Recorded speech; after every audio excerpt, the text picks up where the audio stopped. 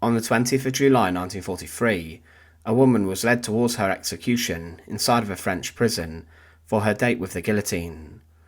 She was led into the courtyard of Petit Roquet prison in Paris, and waiting for her was an executioner who would perform the last few remaining executions of the women in France. Marie-Louise Giraud is often considered one of the last women guillotined inside of the nation, but she was someone who was responsible for a number of debatable actions. The crimes of Giraud were conducted during the Second World War, a time in which many people were suffering greatly within France as a nation, and it was under German occupation.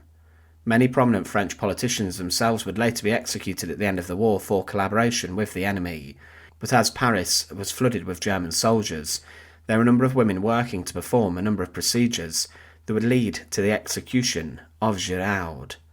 Welcome to the Fortress. Join us today as we look at the last guillotined woman of World War II France, and to support our channel, please make sure to subscribe. Marie-Louise Giraud was born on the 17th of November 1903, and she had a rather poor upbringing. She later married a tailor, and the couple had 2 children. For work, Marie was a domestic housekeeper, and she also washed the clothes for many people, and this helped her to get some money to get by. As the Second World War broke out, she would also, through her work, shockingly rent out a number of rooms in different houses to women of the night, and when German soldiers arrived inside of French cities and towns, after the invasion and occupation of the land, these men would come in their droves to the rooms which Marie was renting out to see these women. Many of the Germans believed that Paris especially was a cat house full of exotic women, and they could do whatever they pleased, but Marie's crimes were not linked to renting out the rooms for illicit behaviour with the enemy. Of course, if she made money from the German soldiers, then she would have been considered a collaborator, and would then later in the conflict following the liberation of France be subjected to the ugly carnival, a horrific and humiliating punishment ordeal in which many women had their heads shaved in public. Some women in Paris were even killed by their treatment as it was so rough. But Marie then began to perform terminations for a number of women who came to her, including some of the women that she was renting the rooms out for. In France this was illegal, and the termination of a pregnancy was made a crime in 1920. This was for a number of reasons, including to boost the birth rate, which was significantly lower than in other neighbouring nations, and also to boost the population following the devastation of the First World War, and France had suffered many casualties and losses during this. For these reasons, terminations were outlawed, and a law made in March 1923 stated that anyone who caused a loss could be given up to 5 years imprisonment and be given a heavy fine, and the woman who was pregnant would also risk a prison sentence of 2 years. Someone charged with carrying out terminations was judged not by jury, but instead by a panel of judges, as it was believed that a jury could be swayed by emotion and by the individual circumstances of the woman who was involved. But there were many people inside of French towns and cities who were known for carrying out illegal terminations, and these were done in a backyard manner, and they were done with utmost secrecy.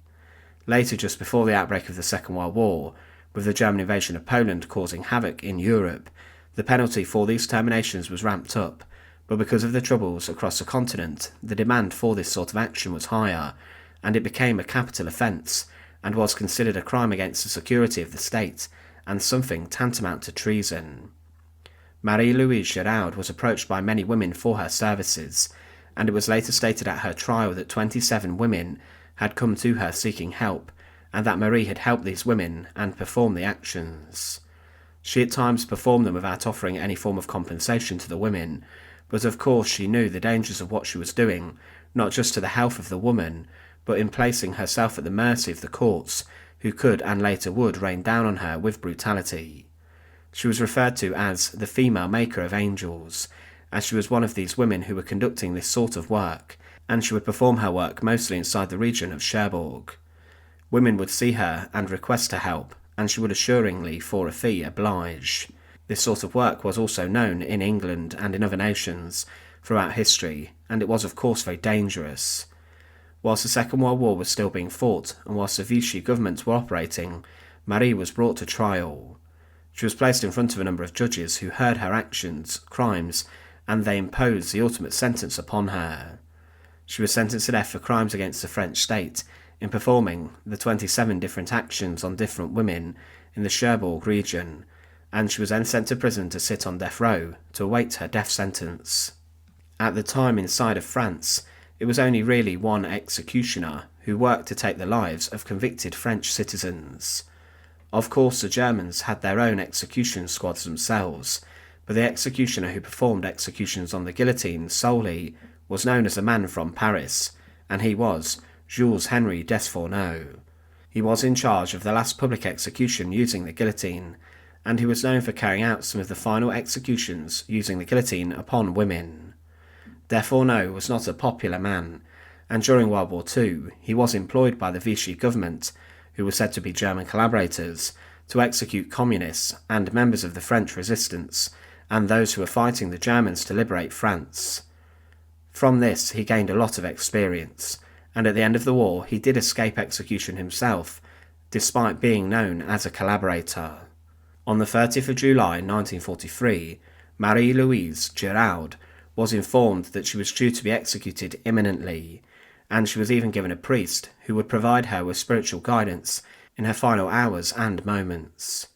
He would accompany her to the guillotine. She was helped into the courtyard of the prison de la Roquette in Paris, where she had been waiting her death sentence for some time. The executioner had completed the required paperwork to conduct and carry out the execution, and in other cases this could add to a stay of execution, but it was all efficiently completed for Marie's death. In the courtyard of the prison was the guillotine. This execution method of course was made famous during the French Revolution, and even the king and queen lost their heads on the slanted blade. It was a ruthless and efficient and quick execution device, and the executioner with his assistant took Marie, and they quickly secured her to the board. She was then slid into place below the blade and was locked in, and after a few more final checks were made by the executioner, he then released the blade, and this fell down straight onto the neck of her, and it took Marie-Louise Giraud's head clean off.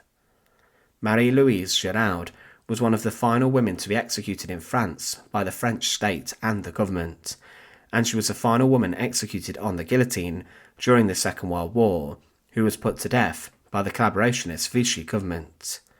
Her crime was to provide help for many women who wanted to use her services during the Second World War, but she was executed on the guillotine in front of a number of prison officials and guards and other people who had been appointed to see one of the final executions of a woman inside of France.